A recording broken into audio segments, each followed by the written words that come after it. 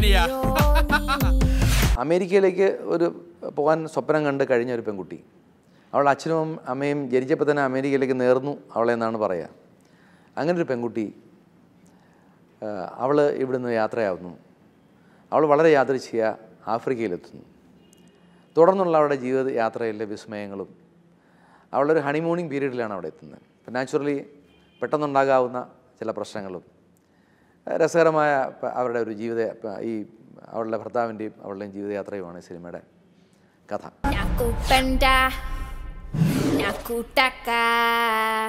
ആദ്യമായിട്ടാണ് ഞാൻ ആഫ്രിക്കയിൽ പോകുന്നത്.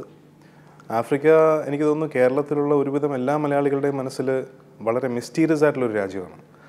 നമ്മളിപ്പോൾ അമേരിക്കയെക്കുറിച്ച് എല്ലാവരും പറയുന്നത് കേട്ടിട്ടുണ്ട്, അല്ലെങ്കിൽ ഗൾഫിനെ കുറിച്ച് പറയുന്നത് കേട്ടിട്ടുണ്ട്, ഓസ്ട്രേലിയയെക്കുറിച്ച് പറയുന്നത് കേട്ടിട്ടുണ്ട്. പക്ഷേ ആഫ്രിക്കയെക്കുറിച്ച് നമ്മൾ പലതും വായിച്ചിട്ടുണ്ട്, നമുക്കെല്ലാം പലതും അറിയാമെങ്കിലും എന്താണ് ആ രാജ്യത്ത് സംഭവിക്കുന്നത്, അല്ലെങ്കിൽ അവിടുത്തെ ജനങ്ങൾ എങ്ങനെയാണ്, അവിടുത്തെ രീതികൾ എങ്ങനെയാണ് എന്നൊക്കെ ഉള്ളതിൽ ഒരുപാട് മിസ്റ്ററി ഓരോരുത്തരുടെയും മനസ്സിൽ ഉള്ള ഒരു രാജ്യമാണ് ആഫ്രിക്ക. ഒരു കോണ്ടിനെൻ്റാണ് ആഫ്രിക്ക എന്ന് പറയുന്നത്. അപ്പോൾ ആ രീതിയിൽ നോക്കുമ്പോൾ അതേ ഒരു മിസ്റ്ററി, അതേ ഒരു ആകാംക്ഷ എൻ്റെ മനസ്സിലും ഉണ്ടായിരുന്നു. പക്ഷേ എന്തുകൊണ്ടും ലൈഫിൽ ഒരിക്കലും മറക്കാൻ പറ്റാത്ത ഒരു മാസത്തെ അനുഭവമാണ് നാക്കുപെൻഡ നാക്കുട്ടാക്ക എന്ന സിനിമ ആഫ്രിക്കൻ സന്ദർശനത്തിലൂടെ എനിക്ക് തന്നത്.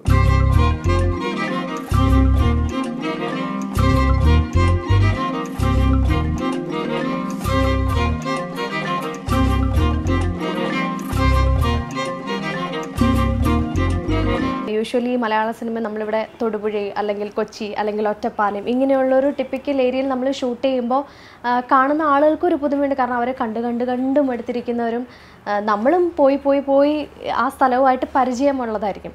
പക്ഷെ ഇത് ആഫ്രിക്കയിൽ പോയി ഷൂട്ട് ചെയ്യുമ്പോൾ പുതിയൊരു ആംബിയൻസ് നിന്നിട്ട് ഷൂട്ട് ചെയ്യുക എന്ന് പറയുന്നത് ശരിക്കും നമ്മളൊക്കെ ഒരു ആക്ടേഴ്സാണെന്ന് നമുക്ക് തോന്നുകയില്ല. ചിലപ്പോൾ ഔട്ട്ഡോറൊക്കെ പോണ സമയത്ത് ഇവിടത്തെ പോലുള്ള സൗകര്യങ്ങൾ കിട്ടണമെന്നില്ല. നിലത്തുണ്ടെങ്കിൽ ഒരു മാറ്റ് വിരിച്ച് നിലത്തിരിക്കും. നമുക്കവിടെ നമ്മളൊരു താരങ്ങളാണെന്ന് നമുക്ക് തോന്നില്ല. മോൾ അവിടെ എത്തിയാലുടൻ രണ്ടാളും കൂടെ അമേരിക്കയിലേക്ക് അങ്ങ് പറക്കും. നമ്മൾ എപ്പോഴാ അമേരിക്കയ്ക്ക് പോണേ? ഞാൻ പണിയെടുക്കുന്നത് അമേരിക്കയിലല്ല, ആഫ്രിക്കയിലാണ്. ഈ ചിത്രത്തിന് നമ്മൾ ആദ്യം ഇട്ടിരുന്നത് നമുക്ക് സാധാരണഗതിയിലുള്ള ഒരു മലയാള സിനിമയുടെ പേരിടാം എന്നായിരുന്നു ആദ്യം ഞങ്ങൾ വിചാരിച്ചിരുന്നത്. നിരവധി പേരുകൾ ഞങ്ങൾ സെലക്ട് ചെയ്ത് വെക്കുകയും ചെയ്തിരുന്നു. പക്ഷേ ഞങ്ങൾ ലൊക്കേഷനൊക്കെ കാണാനായിട്ട് ആഫ്രിക്കൻ രാജ്യങ്ങളിൽ നമീബിയയിലും സൗത്ത് ആഫ്രിക്കയിലും കെനിയയിലും ഒക്കെ കെനിയയിൽ പോയ സമയത്താണ് അവിടെ വെച്ച് ഞങ്ങൾ യാത്ര ചെയ്യുന്ന സമയത്ത് ചുമ്മാ ഞാനൊരു ഇംഗ്ലീഷിലൊരു പാട്ട് ഉണ്ടാക്കി. അപ്പോൾ ആ പാട്ടിന് ആദ്യം I love you I need you എന്നായിരുന്നു. അപ്പോൾ എൻ്റെ കൂടെ ചെറുപ്പക്കാരനായ ഒരു ആഫ്രിക്കൻ യുവാവ് ഉണ്ടായിരുന്നു, അയാൾ കോളേജ് സ്റ്റുഡൻറ്റാണ്. അപ്പോൾ അയാളോട് ഞാൻ പറഞ്ഞു, ഇത് നിങ്ങളുടെ ഭാഷയിൽ എങ്ങനെയായിരിക്കും? അവരുടെ ഭാഷ സ്വാഹിലിയാണ്. ആഫ്രിക്കയിലെ ഏറ്റവും പ്രമുഖ ഒരു ഭാഷയാണ്. അപ്പോൾ സ്വാഹിലിയെ ഭാഷയപ്പോൾ അയാൾ പറഞ്ഞു, അത് ഐ ലവ് യു എന്നുള്ളതിന് നാക്കു പെൻഡ എന്നാണ്, ഐ നീഡ് യു എന്നുള്ളതിന് നാക്കു ടാക്ക എന്നാണ്. വളരെ മ്യൂസിക്കലാണ് ആ രണ്ട് വാക്കുകളും. അപ്പോൾ എനിക്കത് വളരെ ഇമ്പ്രസീവായിട്ട് തോന്നി. അപ്പോൾ ഞാൻ ആ വരികൾ അവനെ കൊണ്ട് തന്നെ ട്രാൻസ്ലേറ്റ് ചെയ്യിച്ചു. പിന്നീട് അത് നമ്മൾ ഭാഷ നല്ല രീതിയിലാക്കിയെടുത്ത് ആ വരികൾ കൊണ്ടുവന്നിട്ട് ഞാൻ നമ്മുടെ മ്യൂസിക് ഡയറക്ടർ ഗോപി സുന്ദറിൻ്റെ കൊടുത്തു. അപ്പോൾ ഗോപി സുന്ദർ ഈ പാട്ട് വളരെ പെട്ടെന്ന് തന്നെ ഈ പാട്ട് പുള്ളി നമുക്ക് വേണ്ടിയിട്ട് ഈ ലൈൻസ് വേണമെന്ന് പറഞ്ഞൊരു പുള്ളി അതുകൊണ്ടൊരു പാട്ടുണ്ടാക്കി, നാക്കുപെൻഡ നാക്കുട്ടാക്ക എന്ന് പറഞ്ഞു. അത് വളരെ രസകരമായൊരു പാട്ടാണ്. അപ്പോൾ ആ പാട്ട് വന്നപ്പോഴാണ് ശരിക്കും പറഞ്ഞു കഴിഞ്ഞാൽ ഈ സിനിമയ്ക്ക് ഏറ്റവും ഇണങ്ങുന്ന പേര് നാക്കുപെൻഡ നാക്കുട്ടാക്കയാണെന്ന് എല്ലാവരും ഒരേ സ്വരത്തിൽ പറയുമായിരുന്നു.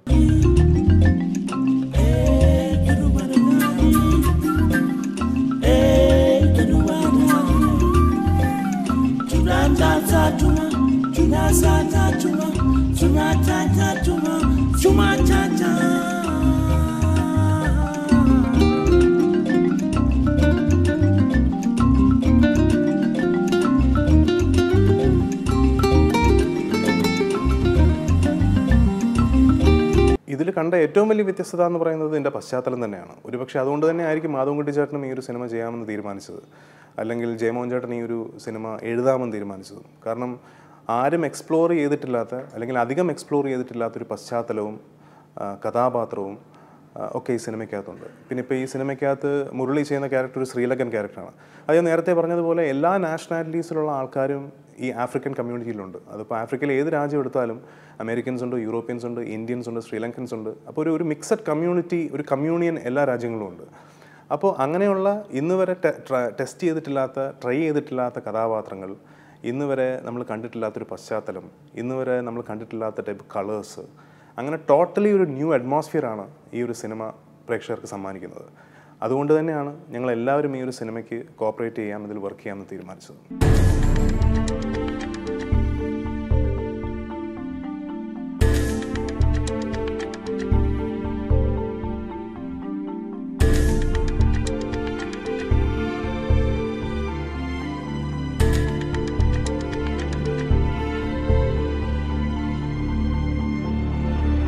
ഒരുപക്ഷെ ഈ പടം ഞാൻ അക്സെപ്റ്റ് ചെയ്തതിൻ്റെ മെയിൻ റീസൺ തന്നെ ഇങ്ങനൊരു രാജ്യത്ത് പോയിട്ട് ഷൂട്ട് ചെയ്യാം. അപ്പോൾ നമുക്ക് ഡിഫറെൻ്റ് ആയിട്ടുള്ള ഒരു അറ്റ്മോസ്ഫിയർ, ഒരു നേച്ചർ, നമ്മൾ സാധാരണ ഇപ്പോൾ ഈ പടങ്ങളിലൊക്കെ ഈ ഡിസ്കവറിയിലൊക്കെ കാണുന്ന ഒരു സ്ഥലം, ഇപ്പോൾ ഒരു ക്യൂരിയോസിറ്റി ഉണ്ടായിരുന്നു. അങ്ങനെയുള്ള സ്ഥലത്ത് പോയി നമുക്ക് ഷൂട്ട് ചെയ്യാൻ പറ്റുക. കഥ കേൾക്കുന്നതിന് മുമ്പ് തന്നെ ഇങ്ങനത്തെ ഒരു സിറ്റുവേഷനാണ്, ഇവിടെ ഇങ്ങനെയാണ് ഷൂട്ട്, ഇന്ന സ്ഥലത്താണ് ഷൂട്ട് ചെയ്യുന്നത് പറഞ്ഞപ്പോൾ തന്നെ എനിക്കൊരു ആ പടം ചെയ്യണം എന്നുള്ളൊരു ആഗ്രഹം തോന്നിയിരുന്നു. അപ്പോൾ ഞാനിങ്ങനെ ഒരുപാട് മെയിൻ സ്ട്രീം സിനിമയിൽ വർക്ക് ചെയ്യുന്നൊരു ക്യാമറമാൻ അല്ല.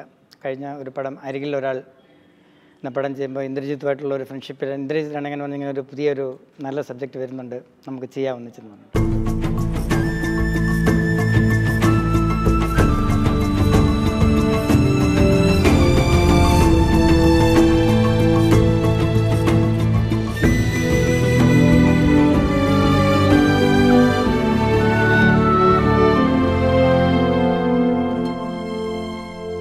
ആഫ്രിക്കയിൽ ഷൂട്ട് ചെയ്യാൻ പോകുന്നു എന്നതിലുപരി ഇതിൻ്റെ കഥ കേട്ടപ്പോൾ ഡെഫിനറ്റ്ലി ഇതിനകത്ത് ഒരു കംപ്ലീറ്റ് പാക്കേജാണ് ഈ സ്റ്റോറി എന്ന് വേണമെങ്കിൽ പറയേണ്ടി വരും. ഇപ്പം നക്കുപ്പൻ്റെ നഗൂട്ടാക പ്രത്യേകിച്ചൊരു ജനറിൽ പെടുത്താൻ പറ്റാവുന്ന ഒരു സിനിമയല്ല. എല്ലാത്തരം പ്രേക്ഷകർക്കും കണ്ട് ആസ്വദിക്കാവുന്ന കമേഴ്ഷ്യൽ ഘടകങ്ങളെല്ലാമുള്ള ഒരു സിനിമയാണ്. ഒരു ഹസ്ബൻഡ് ആൻഡ് വൈഫിൻ്റെ സ്റ്റോറിയാണ് ഈ സിനിമ പറയുന്നത്. അത് പറയുമ്പോൾ തന്നെ അതിനകത്ത് ഒരു ലവ് എലിമെൻ്റ് ഉണ്ട്, ഹ്യൂമറസ് ആയിട്ടുള്ള ഒരുപാട് സിറ്റുവേഷൻസ് ഉണ്ട്, ഒരു ത്രില്ലർ എലിമെൻ്റ് ഉണ്ട്, ഒരു ട്രാവൽ എലിമെൻ്റ് ഉണ്ട്. അങ്ങനെ ഒരു നല്ല കമേഴ്ഷ്യൽ സിനിമയ്ക്ക് വേണ്ട എല്ലാ ഘടകങ്ങളും, നല്ല ഗാനങ്ങൾ, ഇതുവരെ കണ്ടിട്ടില്ലാത്ത ലൊക്കേഷൻസ്, ഇതുവരെ കണ്ടിട്ടില്ലാത്ത തരം കഥാപാത്രങ്ങൾ, അങ്ങനെ ഒരുപാട് പുതിയ കാര്യങ്ങൾ സമ്മാനിക്കുന്ന, അല്ലെങ്കിൽ ഞാൻ ഇന്ന് വരെ എക്സ്പീരിയൻസ് ചെയ്തിട്ടില്ലാത്ത ഒരുപാട് കഥാമുഹൂർത്തങ്ങളിലൂടെ കടന്നു പോകുന്നു. ഞാൻ ഒരുപാട് സിനിമകൾ ചെയ്തു, പക്ഷേ ഇതിനകത്തുള്ള ഈ സിനിമയിലുള്ള പോലത്തെ കഥാപാത്രങ്ങളോ കഥാമുഹൂർത്തങ്ങളോ മറ്റൊരു സിനിമയിലുണ്ടോ എന്ന് എനിക്കറിയില്ല. അപ്പോൾ വളരെ ന്യൂ ആയിട്ടുള്ളൊരു എക്സ്പീരിയൻസ് ആണ് ഈ ഒരു സ്റ്റോറിയും ഈ ഒരു സ്ക്രിപ്റ്റും എനിക്ക് സമ്മാനിച്ചത്. അതുതന്നെയാണ് ഈ ഒരു സിനിമ ചെയ്യാൻ എന്നെ പ്രേരിപ്പിച്ചത്.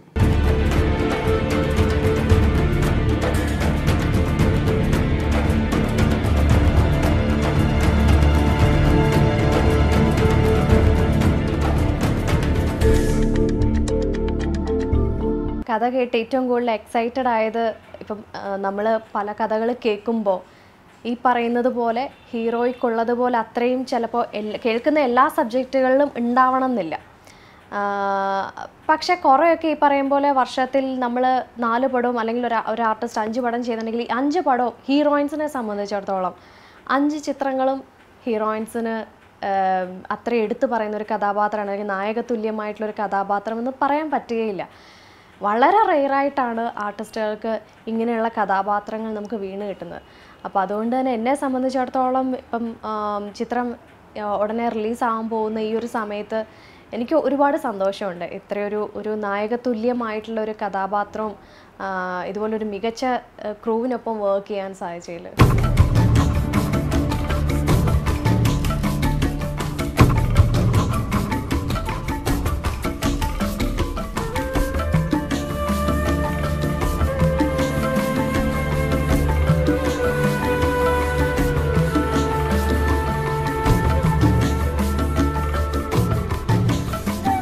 കൂടുതൽ സിനിമകളും ഹീറോ സെൻട്രിക് ആയിട്ടാണ് മൂവ് ചെയ്യാറുള്ളത്. പക്ഷേ ഇതിനകത്തെ വിനയ് എന്ന് പറഞ്ഞ കഥാപാത്രത്തോടൊപ്പം തന്നെ ശുഭ എന്ന് പറഞ്ഞ കഥാപാത്രത്തിനും ഈക്വൽ ഇമ്പോർട്ടൻസ് ഉണ്ട്. വളരെ ചാലഞ്ചിങ് ആയിട്ടുള്ള ഒരുപാട് പെർഫോമൻസ് മുഹൂർത്തങ്ങളിലൂടെ കടന്നു പോകുന്ന കഥാപാത്രമാണ് ഭാമ ചെയ്യുന്ന ശുഭ എന്ന് പറഞ്ഞ കഥാപാത്രം. ഇത് നമ്മുടെ ദൈവത്തിന്റെ സ്വന്തം നാടിനേക്കാൾ നല്ല നാടാണ്.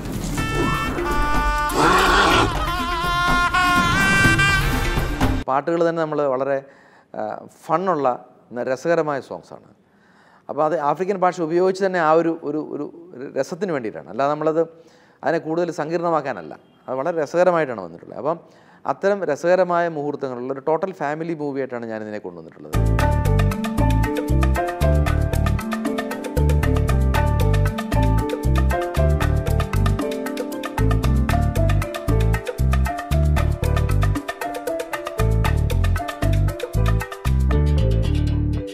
പടത്തിൽ എന്തുകൊണ്ടും ഒരു സാധാരണ ഒരു മെലഡിയും അല്ലെങ്കിൽ ഒരു മലയാളത്തിലുള്ള ഒരു പാട്ടോ അങ്ങനെ ഒരു സെറ്റപ്പിലല്ല, ഒരു ഇൻ്റർനാഷണൽ വേ ഓഫ് അപ്രോച്ച് ഇതിന് ആവശ്യമുണ്ടായിരുന്നു. അതുകൊണ്ട് തന്നെ ഈ പടം എടുക്കാനുള്ള മെയിൻ റീസണും അത് തന്നെയാണ്. എനിക്ക് വളരെ ത്രില്ലിംഗ് ആയിട്ട് തോന്നിയത് സബ്ജക്റ്റും കാര്യങ്ങളൊക്കെ വളരെ അട്രാക്റ്റീവായിരുന്നു. പിന്നെ ടോട്ടൽ ജോണർ തന്നെ വ്യത്യാസമുണ്ട്, സ്വഭാവം മാറി, മൊത്തം സിനിമയുടെ സ്വഭാവം മാറിയ ഒരു പടമാണ്. അപ്പം ഒരുപാട് ആഫ്രിക്കൻ ആർട്ടിസ്റ്റുകൾ വർക്ക് ചെയ്തിട്ടുണ്ട്. അവരെല്ലാവരും ഒരു എന്താ പറയുക വേറൊരു കളറാണ് ടോട്ടൽ പിക്ചറിന്.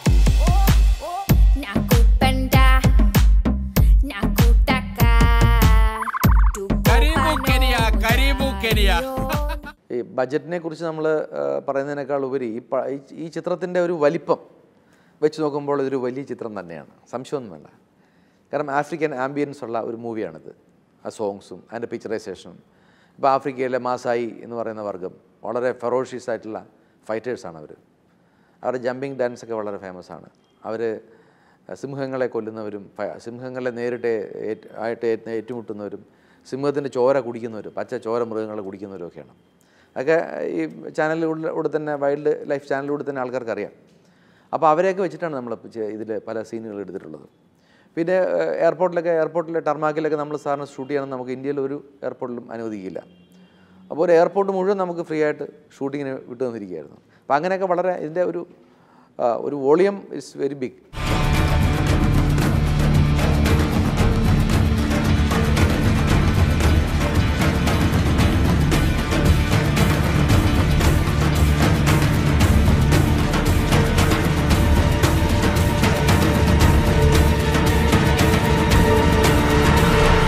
കേരളത്തിലെ മലയാളികളുടെ ഇടയിൽ പ്രോബബ്ലി അമേരിക്ക അല്ലെങ്കിൽ യൂറോപ്പ് അല്ലെങ്കിൽ ഗൾഫിലാണ് ചെറുക്കൻ എന്ന് പറയുമ്പോൾ ഡെഫിനറ്റ്ലി ഒരു വലിയ ഡിമാൻഡുണ്ട്. പക്ഷേ ആഫ്രിക്ക എന്ന് പറയുമ്പോൾ അയ്യോ ആഫ്രിക്കയിലാണോ എന്നുള്ളത് ഇപ്പം നേരത്തെ ഞാൻ പറഞ്ഞ കാര്യം തന്നെയാണ്. അതായത് ആഫ്രിക്കയെക്കുറിച്ചൊരു വലിയ മിസ്റ്ററി എല്ലാവരുടെയും മനസ്സിലുള്ളതുകൊണ്ട് തന്നെ ആഫ്രിക്കയിൽ ജോലി ചെയ്യുന്നൊരു ചെറുക്കൻ എന്ന് പറയുമ്പോൾ എന്താണ് പുള്ളിയുടെ അവസ്ഥ, അല്ലെങ്കിൽ പുള്ളിക്ക് നല്ല ജോലിയാണോ, പുള്ളിയുടെ ജീവിത സാഹചര്യങ്ങൾ നല്ലതാണോ എന്നൊക്കെയുള്ള ഒരുപാട് ചോദ്യചിഹ്നങ്ങൾ ആഫ്രിക്ക എന്ന് പറയുന്നതിനോടൊപ്പം തന്നെ വരും.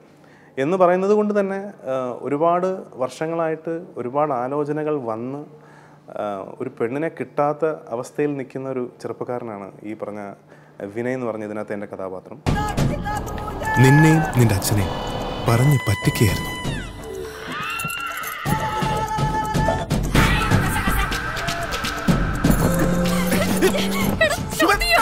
This is the Indian style of love making. Wow, Indian style is very wild.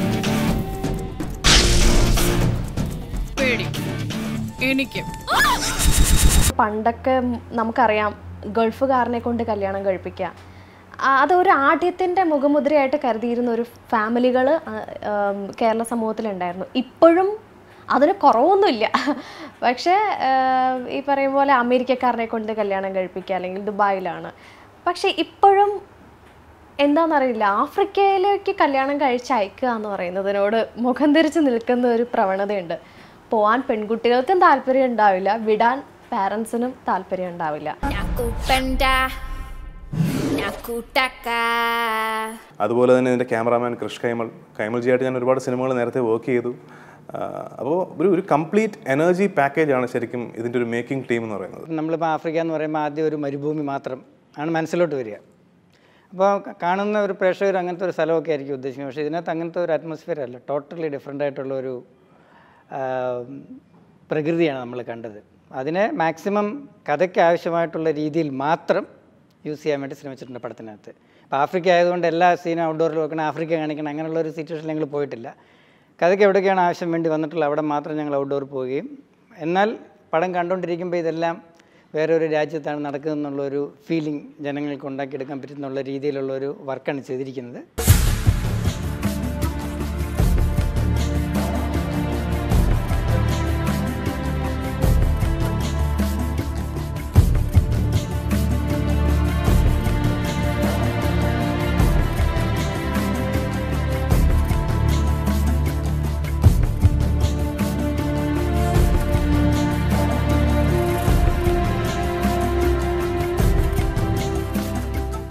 Exterior scenes മാത്രം നമ്മളിവിടെ എടുത്തിട്ട് ഇൻറ്റീരിയർ സീൻസ് നമുക്ക് ഇവിടെ വന്ന് ചെയ്യണോ? അപ്പം എനിക്ക് തോന്നുന്നു എൻ്റെയും ഒരു ഡോമിനൻ്റ് അഭിപ്രായം കൊണ്ടായിരിക്കാം. കാരണം നമ്മൾ പലപ്പോഴും അങ്ങനെ വിചാരിച്ച് നമ്മൾ നാട്ടിൽ വന്ന് ഷൂട്ട് ചെയ്യും. പക്ഷേ നമ്മളവിടെ ഷൂട്ട് ചെയ്തിരിക്കുന്ന വീടും അവിടുത്തെ ഇൻറ്റീരിയേഴ്സും ഒരിക്കലും നമുക്ക് ഇവിടെ റീക്രിയേറ്റ് ചെയ്യാൻ പറ്റത്തില്ല. കാരണം അത് കാണുമ്പോൾ തന്നെ അറിയാം കെനിയ എന്ന് പറഞ്ഞ രാജ്യത്തെ അല്ലെങ്കിൽ ആഫ്രിക്ക എന്ന് പറഞ്ഞ സ്ഥലത്തെ ഒരു വീടാണ്, അല്ലെങ്കിൽ അവിടുത്തെ ഒരു മുറ്റമാണ്, അവിടുത്തെ ചെടികളാണ്. അത് കാണുമ്പോൾ തന്നെ നമുക്കറിയാം. അത് ഒരിക്കലും നമുക്ക് എവിടെയെങ്കിലുമൊക്കെ അത് റീക്രിയേറ്റ് ചെയ്യാൻ നമുക്ക് തെറ്റുകുറ്റങ്ങൾ പറ്റാറുണ്ട്. അപ്പോൾ അത് എന്തുകൊണ്ടും നന്നായി എന്ന് തന്നെയാണ് ഞാൻ വിശ്വസിക്കുന്നത്. കാരണം എസ്പെഷ്യലി ഒരു ഹസ്ബൻഡ് ആൻഡ് വൈഫിൻ്റെ കഥ പറയുന്നൊരു സിനിമ, അവരുടെ വീട്, ഒരു പശ്ചാത്തലം, വീട്ടിൽ ഒരുപാട് സീനുകൾ. അപ്പോൾ ആ സീനുകളൊക്കെ അവിടെ ചിത്രീകരിച്ചത് ഡെഫിനറ്റ്ലി ഗുണകരമായി എന്ന് തന്നെയാണ് ഞങ്ങളെല്ലാവരും വിശ്വസിക്കുന്നത്.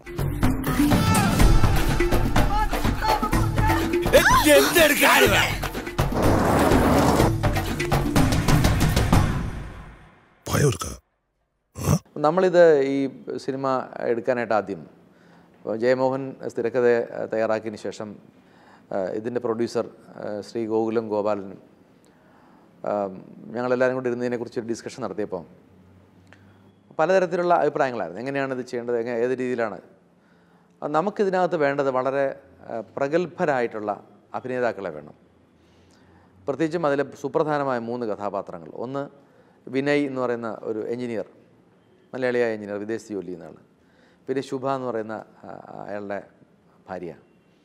പിന്നെ അതിൽ ഏറ്റവും സുപ്രധാനമായ ഒരു ക്യാരക്ടർ ചെയ്യുന്ന ഒരു ആൻ്റൺ കുലസിംഗം എന്ന് പറയുന്ന ശ്രീലങ്കക്കാരനായിട്ടുള്ള ഒരാളാണ്. അപ്പം ഏറ്റവും നല്ല പെർഫോമൻസ് എന്നുള്ളതാണ് നമ്മൾ നോക്കിയത്. അതിൽ നമുക്ക് ഏറ്റവും നല്ല പെർഫോമറാണ് ഇയാൾ, പിന്നെ ഇന്ദ്രജിത്ത് എന്നുള്ള കാര്യത്തിന് യാതൊരു സംശയവും ഞാൻ ഒരു സർട്ടിഫിക്കറ്റ് ചെയ്യേണ്ട കാര്യമില്ല, ജനങ്ങൾ അംഗീകരിച്ചിട്ടുള്ളതാണ്. അപ്പോൾ നാച്ചുറലി ഇന്ദ്രനെ നമുക്ക് കാസ്റ്റ് ചെയ്യാൻ തീരുമാനിച്ചു. ഭാമ തീർച്ചയായിട്ടും ഇതുപോലൊരു വേഷത്തിന് ഇണങ്ങിയ ആർട്ടിസ്റ്റാണ് എന്ന് നമുക്ക് വളരെ ബോധ്യമുണ്ടായിരുന്നു. പിന്നീട് ഈ ആൻ്റൺ കുലസിംഗം മറ്റാരുമല്ല, അത് മുരളി ഗോപി തന്നെയാണെന്ന് ഞങ്ങൾ ഐഡന്റിനെ തീരുമാനമെടുത്തതാണ്. അപ്പോൾ അവരെല്ലാം തന്നെ ഈ കഥ കേൾക്കുകയും ഈ കഥാപാത്രങ്ങളെ ഉൾക്കൊള്ളുകയും വളരെ എഫർട്ട് എടുത്ത് വളരെയേറെ നല്ല രീതിയിൽ അവർ അതിനൊരു റിസൾട്ട് ഉണ്ടാക്കുകയും ചെയ്തിട്ടുണ്ട്.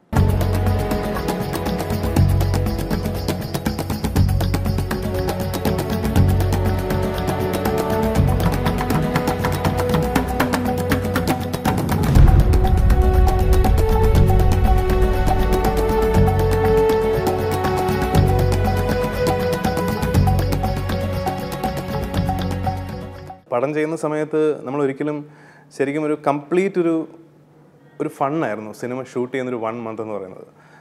ഓരോ ദിവസവും, കാരണം ഞാൻ വിശ്വസിക്കുന്നത് സിനിമ അങ്ങനെ ഷൂട്ട് ചെയ്തിട്ടേ കാര്യമില്ല. കാരണം സിനിമ വർക്ക് ചെയ്യുന്ന സമയത്ത് അതിൽ വർക്ക് ചെയ്യുന്ന ഓരോരുത്തരും ഹാപ്പി ആയിട്ട് എൻജോയ് ചെയ്ത് വർക്ക് ചെയ്ത് തിരിച്ച് വീട്ടിലേക്ക് പോകുമ്പോൾ എല്ലാവരുടെയും ഒരു പോസിറ്റീവ് എനർജി ആ സിനിമയുടെ പുറകിലുണ്ടാവുമെന്നാണ് ഞാൻ വിശ്വസിക്കുന്നത്.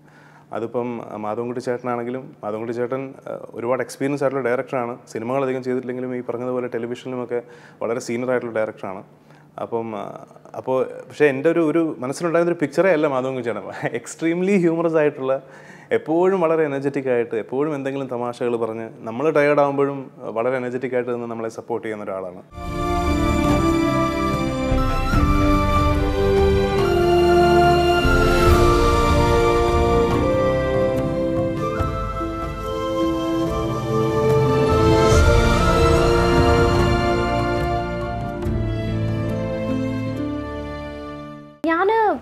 വളരെ അപൂർവം ചിത്രങ്ങളാണ് ക്യാമറയ്ക്ക് പുറകിലൊക്കെ പോയി നിൽക്കുക. നോർമൽ ചില സിനിമകളിൽ പോയാൽ ചിലപ്പോൾ നമുക്ക് ചെയ്യുന്ന എല്ലാ ചിത്രങ്ങളിലും നമുക്ക് അങ്ങനെ ഒരു ഫ്രീഡം കിട്ടണം എന്നില്ല. പിന്നെ ക്യാമറയുടെ പുറകിലൊക്കെ പോയി എനിക്കില്ലെങ്കിലും ഞാൻ പോയിട്ട് നിൽക്കുക, അറിയാൻ ശ്രമിക്കുക, ഡിസ്കഷനിൽ ചേരുക, അതൊക്കെ വളരെ റയറാണ് പെൺകുട്ടികൾക്ക്. അപ്പോൾ എനിക്ക് യാതൊരു റെസ്ട്രിക്ഷൻസോ ഒന്നും, വളരെ ഫ്രീഡമായിരുന്നു ഈ ഒരു സെറ്റിൽ. എനിക്ക് ഷൂട്ടില്ലെങ്കിലും ഞാനവിടെ പോയി നിൽക്കും. ചെയ്യുന്ന സീൻസിൽ മറ്റുള്ള ആക്ടേഴ്സിനെ അറിയും, മോണിറ്ററിൻ്റെ മുമ്പിൽ ഡയറക്ടർ കൂടി ഇരുന്ന് എന്താണ് എങ്ങനെയാണെന്ന് അറിയും, ഡിസ്കഷനിൽ ചേരും.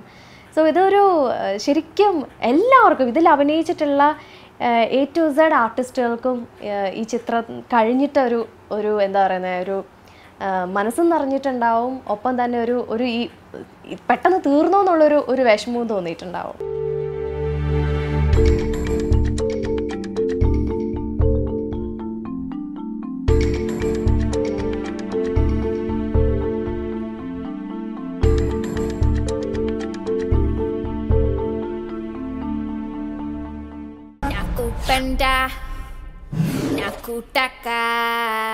അടുത്ത കാലത്ത് ഞാൻ ചെയ്തിട്ടുള്ളതിൽ ഇത്രയും ഒരു ആർട്ടിസ്റ്റ് എന്ന നിലയിൽ ഒരുപാട് സംതൃപ്തി തോന്നിയിട്ടുള്ള ഒരു കഥാപാത്രവും ഒരു സബ്ജക്റ്റും ആയിരുന്നു നാക്കുപ്പൻ്റെടേത്. ഈ സിനിമ ഒരു കംപ്ലീറ്റ് പാക്കേജാണ്.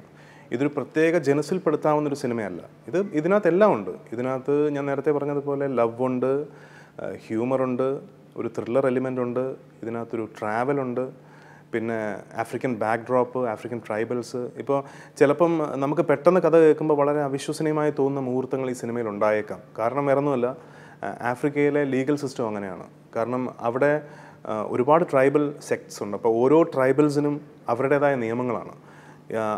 അവരുടെ നിയമങ്ങൾ അതിനകത്ത് ഇടപെടാൻ ഗവൺമെൻറ്റിനോ അല്ലെങ്കിൽ പോലീസിനോ അധികാരമില്ല. അതായത് അവർ താമസിക്കുന്ന ഒരു സ്ഥലത്ത് നിന്ന് കയറി നീ മറ്റേ ചെയ്യില്ലേ, നീ എന്തുകൊണ്ട് ഇങ്ങനെ ചെയ്തു എന്ന് ചോദിക്കാനുള്ള അധികാരം പോലീസിനോ ഗവൺമെൻറ്റിനോ ഇല്ല.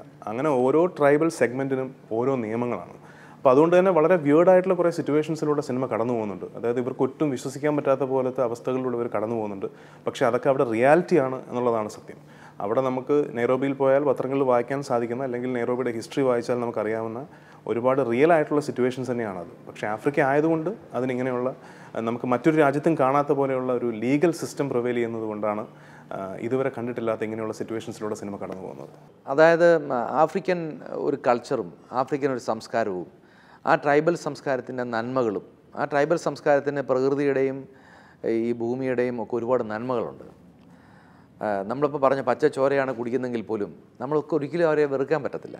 അവരുടെ ജീവിതവുമായിട്ട് നമ്മൾ അടുത്ത് ചെല്ലുമ്പോൾ മാത്രമേ നമുക്ക് അറിയാൻ പറ്റുള്ളൂ അതിൻ്റെ സത്യസന്ധത, അവരുടെ ജെനുവിനിറ്റി, അവരുടെ ഓതൻറ്റിസിറ്റി, പിന്നെ പ്രകൃതിയോടുള്ള അവരുടെ സ്നേഹം, അതിനോടുള്ള അടുപ്പം. ഇതൊക്കെ ഈ സിനിമയിൽ തീർച്ചയായിട്ടും വിഷയങ്ങൾ തന്നെയാണ്. അതിൻ്റെയൊക്കെ റെപ്രസെൻറ്റേഷൻസ് ഇതിനുണ്ട്. അവരുടെയൊക്കെ നന്മകളും അത്തരത്തിലുള്ള ഒരു സിനിമയുടെ ഒരു എൻഡ് പോലും അത്തരത്തിലുള്ള നന്മകളുടെ ഒരു ഡോമിനേഷനാണ്. അത്തരം നന്മയിലേക്ക് എന്നാണ് ഈ സിനിമ എന്ന് അവസാനിക്കുന്നത്. അത് നമ്മൾ പറഞ്ഞാൽ എൻ്റെ ക്ലൈമാക്സിൻ്റെ സുഖം പോകുന്നുള്ളതുകൊണ്ട് മാത്രം ഞാൻ പറയാത്തതാണ്. ശരിക്കും പറഞ്ഞാൽ അത്തരം ഒരു വലിയ നന്മയിലേക്ക് തന്നെയാണ് ഈ കഥാപാത്രങ്ങളും ഈ സിനിമയും ചെന്ന് ചേരുന്നത്. പ്രേക്ഷകരെയും നമ്മൾ കൊണ്ടെത്തിക്കുന്ന അവിടെ തന്നെയാണ്. അവങ്ങളോട് ആചാരപ്രകാരം നിന്നെ കൊന്നിട്ടേ അവർ ആ ശവശരീരം കുഴിച്ചിട്ടുള്ളൂ. ഇത്ര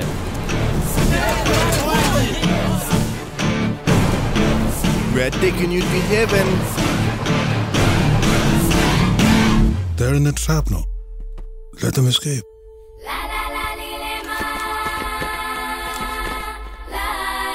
Anthony, please. The real one.